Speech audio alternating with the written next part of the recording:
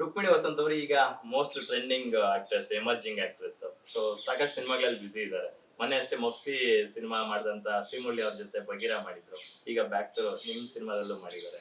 So ಅವರ ಒಂದು performance ಬಗ್ಗೆ ತುಂಬಾ ಇಲ್ಲ ತುಂಬಾ ಚೆನ್ನಾಗಿ ಮಾಡಿದ್ದಾರೆ. ಒಂದು ವೆರಿ ಸಟ್ಲ್ ಆಕ್ಟರ್ ಅವ್ರದ್ದು. ನನಗೆ ಅವ್ರ ಪರ್ಫಾರ್ಮೆನ್ಸ್ ಯಾಕೆ ತುಂಬಾ ಇಷ್ಟ ಆಗುತ್ತೆ ಅಂದ್ರೆ, ಬೇಸಿಕ್ ಆಗಿ ತುಂಬಾ ಓವರ್ ಡೂ ಮಾಡಲ್ಲ. ಆ ಪಾತ್ರಕ್ಕೆ ಎಷ್ಟು ಬೇಕೋ ಅಷ್ಟನ್ನ ಬಹಳ ಚೆನ್ನಾಗಿ ಅವರು ಕಾಸ್ಟ್ಯೂಮ್ಸ್ ಇರ್ಬೋದು, ಇಲ್ಲಾಂದ್ರೆ ಮೇಕಪ್ ಆಗಿರ್ಬೋದು, ಎಲ್ಲದನ್ನೂ ಬಹಳ ಕ್ಲೀನ್ ಆಗಿ ಆ ಪಾತ್ರ ತೂಕದ ತಕ್ಕಂತೆ ಮಾಡ್ತಾರೆ. That is very good. ಅಂದ್ರೆ ಈ ಸಿನಿಮಾದಲ್ಲಿ ಶ್ರೀಮುರಳಿ ಅವರ ಅವಶ್ಯಕತೆ ಇಲ್ಲ ಅಂತ ಕೈ ಬಿಟ್ಟಿದ್ದ ಹೇಗೆ? ಇಲ್ಲ, ಇದಕ್ಕೇನು ಬೇಕಾಗಿರ್ಲಿಲ್ಲ. ಯಾಕಂದ್ರೆ ಬೆಳೆಯ ಬೇರೆ ನನಗಳು ಅದಾದ್ಮೇಲೆ ಬರೋದು ಅವ್ರು. ರಾಹುಲ್ ಬೋಸ್ ಅವರ ಆಯ್ಕೆ ನಿಮ್ದ ನರ್ತನ್ ಎಲ್ಲ ಆರ್ಟಿಸ್ಟ್ ನರ್ತನ್, ಶಬೀರು, ಎವ್ರಿಬಡಿ.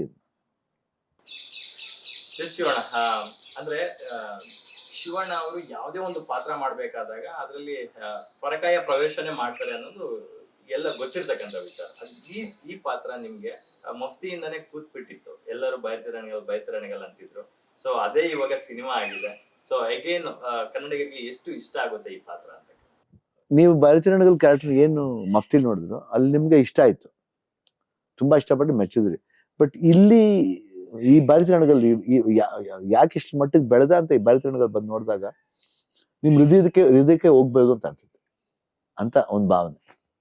ನನ್ಗೆ ಯಾರೋ ಹೇಳಿದ್ದು ಶಿವಣ್ಣ ಅವರು ಶಾರ್ಟ್ ಹೋಗೋಕಿನ ಬಿಫೋರ್ ಅಪ್ಪಾಜಿ ಅವ್ರ ಫೋಟೋ ನೋಡ್ತಿದ್ರು ಅಂತ. Is it true Shivanna? Usually ನಾನು ನೋಡ್ತಾ ಇರ್ತೀನಿ.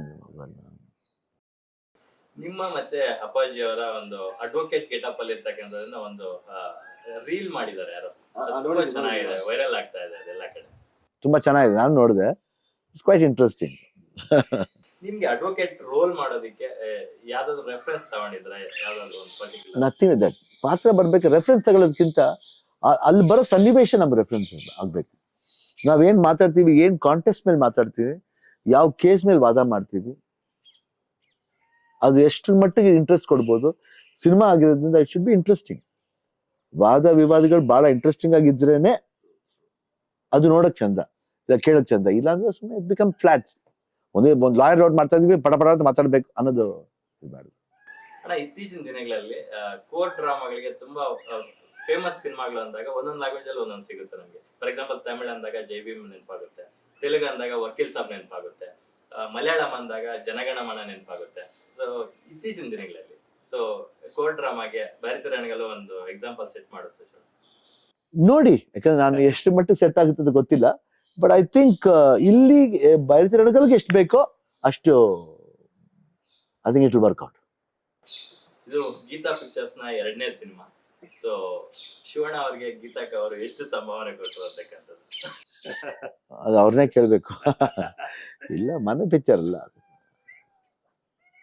ಚೆನ್ನಾಗಿ ಮಾಡಿದೀವಿ. ಡೈರೆಕ್ಟರ್ ಏನೇನು ಕೇಳಿದ್ರು ಅದು ತಕ್ಕಂತೆ ಗೀತಾ ಅವ್ರು ಅಷ್ಟೇ. ಅವ್ರಿಗೇನೆ ಮೈನ್, ಎಲ್ರಿಗೂ ಒಂದೇ ತರ ಟ್ರೀಟ್ಮೆಂಟ್ ಆಗ್ಬೇಕಂತಾನೆ ಆಸೆ. ಅವ್ರಿಗೆ ಬೇರೆ ಇವ್ರಿಗೆ ಬೇರೆ ಆ ಭೇದ ಭಾವ ಮಾಡ್ದೇನೆ ಮಾಡೋ ಅಂತ ಒಂದು ಪ್ರೊಡ್ಯೂಸರ್ ಅವ್ರ ಮನ್ಸಲ್ಲಿ. ಅಮ್ಮ ಎಲ್ಲ ಹೆಂಗ್ ಮಾಡ್ತಿದ್ರು ಆ ರೀತಿ ಫಾಲೋ ಮಾಡ್ತಾರೆ. ಅದು ಬೇಸ್ಲಿ ಚೆನ್ನಾಗಿದೆ. ಚೆನ್ನಾಗಿ ಏನು ಡೈರೆಕ್ಟರ್ ಏನ್ ಕೇಳಿದ್ರು ಅದು ಮಾಡ್ಕೊಟ್ಟಿದ್ವಿ. ಅಂಡ್ ಇವನ್ ಪಿಕ್ಚರ್ ಅಷ್ಟೇ ಚೆನ್ನಾಗಿ ಜಗದೀಶ್ ಅವ್ರು ಡಿಸ್ಟ್ರಿಬ್ಯೂಟ್ ಮಾಡ್ತಾ ಇದ್ದಾರೆ. ಎಲ್ಲ ಥಿಯೇಟರ್ ಬರೋದು ತುಂಬಾ ಚೆನ್ನಾಗಿದೆ. Very happy with distributor and ಎಲ್ಲ ಇದರಲ್ಲಿ ಕೆಲಸ ಮಾಡಿದ ಎಲ್ಲ ರವಿ ಬಸೂರ್ ಇರ್ಬೋದು, ಇಲ್ಲ ನರ್ತನ್, ನವೀನ್, ಎಲ್ಲರೂ everybody has done the job very well.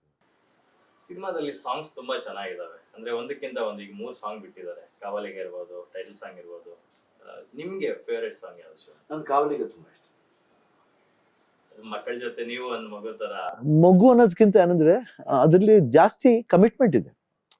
ಆ ಸಾಂಗ್ ಒಂದು ಕಮಿಟ್ಮೆಂಟ್ ಇದೆ. ಆ ಅಂದ್ರೆ ಪಿಕ್ಚರ್ ಸ್ಟೋರಿನ ಬಹಳ ನೀಟಾಗಿ ಒಂದೊಂದಾಗಿ ಈ ಸೀಡಿಂಗ್ ಅಂತಿರಲ್ಲ, ನಾವು ಯಾತಿಗ್ ನೋಡ್ಬೇಕು ಸಿನಿಮಾ ಅನ್ನೋದನ್ನ. ಓಪನಿಂಗ್ ಎದ್ದ ತಕ್ಷಣ ಅವ್ರು ಅದ್ಬಿಟ್ರು, ಅದು ಟೈಟಲ್ ಟ್ರ್ಯಾಕ್, ಅದೊಂದು ಫೋರ್ಸಬಲ್ ಸಾಂಗ್. ಅದಾದ್ಮೇಲೆ ಕಾವಲಿಗ ಅಂತ ಬಂತು. ಜನಗಳಿಗೆ ನೆಕ್ಸ್ಟ್ ಅಜ್ಞಾತವಾಸ ಬಂತು. ಯಾಕೆ ಅಜ್ಞಾತವಾಸನೆ ಬಂದು ಕಾವಲಿಗ ಬಂದು ಯಾಕೆ ಬರ್ಲಿಲ್ಲ? ಅದು ಉಲ್ಟಾ ಅಂದ್ರೆ ಜನಗಳಿಗೆ ಯಾವ ರೀತಿ ಪ್ರಿಪೇರ್ ಮಾಡಬೇಕು ಅನ್ನೋದು ನರ್ತನ್ ಅವ್ರು ಬಹಳ ಚೆನ್ನಾಗಿ ಐಡಿಯಾ ಮಾಡಿ ಆ ಮ್ಯೂಸಿಕ್ನು ಅದೇ ತರ ಬಿಟ್ಟಿದ್ದಾರೆ. ರಾಕ್ಷಸನು ಇವನೇ ರಕ್ಷಕನು ಇವನೇ ಅಂತ ಹಿಂದೆ ಸಾಯಿ ಸರ್ವೇಶ್ವರ್ ಬರ್ದಿದ್ರು. ಇವಾಗ ಕಾವಲಿಗ ಸಾಂಗ್ ಕೂಡ ಸಾಯಿ ಸರ್ವೇಶ್ವರ ಬರ್ದಿರ್ತಕ್ಕಂಥದ್ದು. ಸೊ ನೀವು ಆ ಮಕ್ಕಳೊಟ್ಟಿಗೆ ಬರ್ತಕ್ಕಂಥ ಶಾರ್ಟ್ಸ್ ಎಲ್ಲ ಇದೆ, ಅದು ಲಿರಿಕಲ್ ವಿಡಿಯೋದಲ್ಲಿ.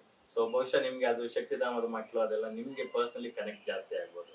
ಎಲ್ಲ 100% ಕರೆಕ್ಟ್ ಆಗುತ್ತೆ. ಯಾಕಂದ್ರೆ ಕಾವಲಿಗ ಸಾಂಗೇ ಅದು ನಿಮ್ಗೆ ಅಪ್ಪಾಜಿನೇ ಯಾವ ಒಂದು ಅಪ್ಪಾಜಿ ಅಮ್ಮ ಅವರು ಈ ಶಕ್ತಿಧಾಮ ಸಮಸ್ಯೆ ಸ್ಟಾರ್ಟ್ ಮಾಡ್ತಾಳೆ ಒಂದು ಕಾವಲಿಗರ ತರ ಇದ್ರು, ಅಂದ್ರೆ ಒಂದು ಹೆಣ್ಮಕ್ಳು ಕಾವಲಿಗರ ತರ ಇದ್ರು.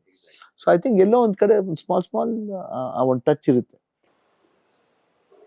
ನರ್ತನ್ ಅವರ ಸಿನಿಮಾದಲ್ಲಿ ಮೇಕಿಂಗ್ ಎಷ್ಟು ಇಂಪಾರ್ಟೆನ್ಸ್ ಕೊಡ್ತಾರೋ ಬರವಣಿಗೆಗೂ ಅಷ್ಟೇ ಇಂಪಾರ್ಟೆನ್ಸ್ ಕೊಡ್ತಾರೆ. ಸೊ ಒಂದೊಂದು ಡೈಲಾಗ್ ಕೂಡ ತುಂಬಾ ವೆರಿ ಇಂಟೆನ್ಸ್ ಡೈಲಾಗ್ಸ್ ಅನ್ಸುತ್ತೆ. ಸೊ ಡೈಲಾಗ್ ಈಗ ಸಿಕ್ಕಾಪಟ್ಟೆ ಟ್ರೆಂಡ್ ಆಗಿದೆ. ತುಂಬಾ ತುಂಬಾ ಇಳಿಯಕ್ ಹೋಗಲ್ಲ, ಪಾಯಿಂಟ್ ಬಡಿತಾರೆ, ಬಟ್ ಆ ಪಾಯಿಂಟ್ ತುಂಬಾ ಅರ್ಥ ಇರುತ್ತೆ. ಅದನ್ನ ಒಂದು ಪೇಜ್ ಡೈಲಾಗ್ನ ಒಂದ್ ಎರಡೇ ಲೈನ್ ಹೇಳ್ತಾರೆ. ಅದನ್ನ ಆ ವಯಸ್ಸಲ್ಲಿ ನರ್ತನ್ ಅವ್ರು ಬಹಳ ಕ್ಲೆವರ್ ಅಂಡ್ ಬಹಳ ಅಚ್ಚುಕಟ್ಟೆ ಮಾಡ್ತಾರೆ. ಶಿವಣ್ಣ, ಇನ್ನು ಬೈತಿರಣಿಗಳ ಹೊರತಾಗಿ ಒಂದಷ್ಟು ಮಾತಾಡ್ಸೋದಾದ್ರೆ, ರೀಸೆಂಟ್ ಆಗಿ ಜೈಲರ್ ಸಿನಿಮಾದ ಸೀಕ್ವೆಲ್ ಅನೌನ್ಸ್ ಮಾಡಿದ್ದಾರೆ. ಶಿವಣ್ಣ ಅವರು ಅಗೈನ್ ಜೈಲರ್ ಸೀಕ್ವೆಲ್ ಅಲ್ಲಿ ಕಾಣಿಸ್ತಾರ ಅನ್ನೋದು ಒಂದು, ನಾನು ಒಬ್ಬ ಅಭಿಮಾನಿಯಾಗಿ ನಾನು ಕೇಳ್ಬೇಕು ಅನ್ಸುತ್ತೆ. ಇಲ್ಲ ಇದ್ರದ್ದು ಅದೇನ್ ನ್ಯೂಸ್ ಬಂದಿಲ್ಲ, ನನಗೆ ಬಂದಿಲ್ಲ. ಬಟ್ ಸಿನಿಮಾ ಅನೌನ್ಸ್ ಆಗಿದೆ. ನಾನು ಅನೌನ್ಸ್ ಆಗಿರೋದು ಗೊತ್ತಿಲ್ಲ. ಹಾ, ರೀಸೆಂಟ್ ಆಗಿ ಅನೌನ್ಸ್ ಮಾಡಿದ್ರು. ಬಟ್ ಇದ್ರೆ ಚೆನ್ನಾಗಿರುತ್ತೆ ಅಂತ ನಾವು ನಿರೀಕ್ಷಿಸ್ತೀವಿ. ಡೈರೆಕ್ಟರ್ ಅವರು ಯೂಶುವಲ್ ಆಗಿ ವಾಟ್ ಸ್ಕ್ರೀನ್ ಪ್ಲೇ ಅವ್ರು ಮಾಡಿದ್ರು ಅದ್ರ ಮೇಲೆ ಡಿಪೆಂಡ್ ಆಗುತ್ತೆ. ಒಬ್ಬ ವ್ಯಕ್ತಿಯಾಗಿ, ಒಬ್ಬ ನಟನಾಗಿ ಧನುಷ್ ಅವ್ರು ನಿಮ್ಗೆ ತುಂಬಾ ಇಷ್ಟ. ಸೊ ನಿಮ್ಮ ಮತ್ತೆ ಧನುಷ್ ಅವರ ಕಾಂಬಿನೇಷನ್ ಅಲ್ಲಿ ಒಂದು ಫುಲ್ ಫ್ಲೆಜ್ಡ್ ಸಿನಿಮಾನ ಯಾವಾಗ ನಿರೀಕ್ಷೆ ಮಾಡ್ಬೋದು? ನೋಡ್ಬೇಕು, ಮಾಡಬಹುದು. ಯಾಕಂದ್ರೆ ಇವಾಗ ಒಂದು ಇದ್ರಲ್ಲಿ ಜಸ್ಟ್ ಒಂದು ಸ್ಮಾಲ್ ಜಲಕ್ ಮಾಡಿದೀನಿ ಕ್ಯಾಪ್ಟನ್ ಮಿಲ್ಲರಲ್ಲಿ. ನೋಡಿ ನೆಕ್ಸ್ಟ್ ಯಾವ್ದಾದ್ರು ಮಾಡಿದ್ರೆ ಮಾಡ್ಬೋದು. ನೀವು ಬಾಲಯ್ಯ ಅವರು brothers from another mothers. So ನಿಮ್ಗೆ ಯಾವತ್ತು ಬಾಲಯ್ಯ ನೋವನ್ನಲ್ಲ, ಬಾಲಯ್ಯ ಅವರು ನೀವ್ ಯಾವತ್ತು ಬಾಲಯ್ಯ ಅವ್ರ ನೋವಲ್ಲ, ಬಾಲಯ್ಯ ನಿಮ್ಗೂ ನೋವು ಇರಲ್ಲ. ಆ ನಿಟ್ಟಿನಲ್ಲಿ ಹೇಳೋದಾದ್ರೆ ಗೌತಮ ಬುದ್ಧ ಶತಕರ್ಣಿಯಲ್ಲಿ ಒಂದು ಸಣ್ಣ ಜಲಕಲ್ಲಿ ಕಾಣಿಸ್ಕೊಂಡಿದ್ವಿ. ನೀವಿಬ್ರು ಒಟ್ಟಿಗೆ ಒಂದು ಸಿನಿಮಾ ಮಾಡ್ಬೇಕು ಅನ್ನೋದು ತೆಲುಗು ಫ್ಯಾನ್ಸ್ಗೂ ಇದೆ, ಅವ್ರ ಫ್ಯಾನ್ಸ್ಗೆ, ಇಲ್ಲಿ ಕನ್ನಡಿಗರಿಗೂ ಇದೆ. ಸೊ ಹಾಗಾಗಿ ನಿಮ್ಮಿಬ್ರು ಕೊಲಾಬ್ರೇಷನ್ ಅಲ್ಲಿ ಯಾವಾಗಾದ್ರೂ ಒಂದು ಸಿನಿಮಾ ಪ್ರಯತ್ನ ನಡೀತಾ ಇದೆ. ಅದು ಯಾವಾಗ ಅವ್ರಿಗೂ ಇಷ್ಟ ಇದೆ, ಪಾಪ ನಮಗೂ ಇಷ್ಟ ಇದೆ. ಅದು ಯಾವಾಗ ಆಗ್ಬೇಕಾದಲ್ಲ ಭಗವಂತನ ಇಚ್ಛೆ. ಅದು ಯಾವಾಗ ಆಗ್ಬೇಕಾ ಅದು ಹಾಗೆ ಆಗುತ್ತೆ. ಎಸ್ ಶಿವಣ್ಣ, ಕ್ವಿಕ್ ಆಗಿ ಒಂದು ರ್ಯಾಪಿಡ್ ಫೈರ್ ಒಂದು 10 ಕ್ವಶನ್ಸ್ ಸಣ್ಣ ಮುಗಿಸ್ಬಿಡ್ತೀನಿ. ನಿಮ್ಗೆ ತುಂಬಾ ಸ್ಟ್ರೈನ್ ಮಾಡಕ್ ಇಷ್ಟಪಡಲ್ಲ. ಅಮಿತಾಬ್ ಬಚ್ಚನ್, ಬಾಲಕೃಷ್ಣ, ರಜನಿಕಾಂತ್, ಚಿರಂಜೀವಿ, ನಾಗಾರ್ಜುನ ಇವ್ರ ಜೊತೆಗಿನ ಒಂದೊಂದು ಮೆಮೊರೀಸ್ ಒಂದೊಂದು ಲೈನಲ್ಲಿ ಇರೋದು. ಐ ಥಿಂಕ್ ಅಮಿತಾಬ್ ಬಚ್ಚನ್ ಅಂದ್ರೆ ಇಟ್ಸ್ ಅನ್ ಎಜುಕೇಶನ್. ಇರೋದೇ ಒಂದು ಎಜುಕೇಶನ್, ವ್ಯಕ್ತಿತ್ವ ಅದೆಲ್ಲ. ಆಮೇಲೆ ನಾಗಾರ್ಜುನ್ ಜೊತೆ ಇರೋದು ಸ್ಟೈಲ್ ಅಂಡ್ ಒಳ್ಳೆ ಮಾತುಗಳು. ಅಂದ್ರೆ ಬಹಳ ಒಂದು ಮಗುವಿನಂತ ಮನ್ಸು ಅವ್ರು ನಾಗಾರ್ಜುನ. ಅಂಡ್ ಇನ್ನು ಬಾಲಕೃಷ್ಣ ಅಂದ್ರೆ ಆ ಒಂದು ಆಡಂಬರ, ಆ ಒಂದು ಜೋಶ್, ಯಾವಾಗಲೂ ಜೋಶ್ ಇರ್ತಾರೆ ಅವರು. ಆಮೇಲೆ ಇನ್ಯಾರು, ರಜನಿ ಸರ್ ಬಂದ್ಬಿಟ್ಟು ಫ್ಯಾಮಿಲಿ ಅಂಡ್ ನೆನಪುಗಳು ರಿಕಾಲ್ ಮಾಡ್ತಾ ಇರ್ತೀವಿ. ಫ್ಯಾಮಿಲಿ, ಅಪ್ಪಾಜಿ ನೋಡ್ದಂಗೆ ಆಗುತ್ತೆ. ಚಿರಂಜೀವಿ ಸರ್ ಬಂದ್ಬಿಟ್ಟು ಏನಂತೀವಿ,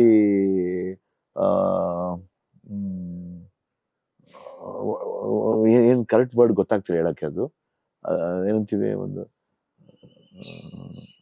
ಸೇಫ್ ಅಂದ್ರೆ ಏನೋ ಒಂದು ಅವ್ರ ಹತ್ರ ಜೊತೆಲಿದ್ರೆ ಒಂದು ಪ್ರೊಟೆಕ್ಷನ್, ಒಂದು ವಿ ಫೀಲ್ ದಟ್ ವಾರ್ಮ್ತ್ ಕಾಣುತ್ತೆ. ಊಟಕ್ಕೆ ಹೋಗ್ಬೇಕು, ಒಂದ್ಸತಿ ಊಟಕ್ಕೆ ಹೋಗಿದ್ದು, ಅಂದ್ರೆ ನನ್ನ ಪಕ್ಕದಲ್ಲೇ ಅವ್ರ ಸೀಟ್ ನಾನು ಕೂರಿಸಿದ್ರು. ಇಲ್ಲೆಲ್ಲ ನೀವು ಇಲ್ಲಿ ಕೂತ್ಕೋಬೇಕು ಕೂರಿಸಿ ಅವರೇ ಬಡಿಸೋದು. ಅಂದ್ರೆ ಆ ವಾರ್ಮ್ತ್ ಇದೆಯಲ್ಲ, ಆ ಒಂದು ಏನಂತೀವಿ, ಆ ಪ್ರೀತಿ ವಿಶ್ವಾಸಕ್ಕೆ ಚಿರಂಜೀವಿ. ಸದಾಶಿವನಗರ ಮನೆ, ಮನೆತ ಟೆಕ್ ಪಾರ್ಕ್ ಮನೆ, ಕನಕಪುರ ಮನೆ, ಶಕ್ತಿಧಾಮ, ಒಂದೊಂದು ಮನೆ ಬಗ್ಗೆ ಶಿವಣ್ಣನ ಒಂದೊಂದು ಪದ ಅಭಿಪ್ರಾಯ. ಯಾವುದು? ಸದಾಶಿವನಗರ ಮನೆ, ಶಕ್ತಿಧಾಮ, ಕನಕಪುರ ಮನೆ. ಸದಾಶಿವನಗರ ಮನೆ ಅದು ದೇವಸ್ಥಾನ, ಅದು ಅಪ್ಪಾಜಿ ಮನೆ, ಅದು ದೇವಸ್ಥಾನ. ಆಮೇಲೆ ಕನಕಪುರ ಮನೆ ಇವಾಗ ಸ್ಟಾರ್ಟ್ ಆಗಿದೆ, ನೆಮ್ಮದಿ ಇದೆ. ಅಂಡ್ ನಾಗವರ ಅಂದ್ರೆ ಇಲ್ಲಿ ಏನಂತೀವಿ, ಗಾಳಿ, ವಾತಾವರಣ.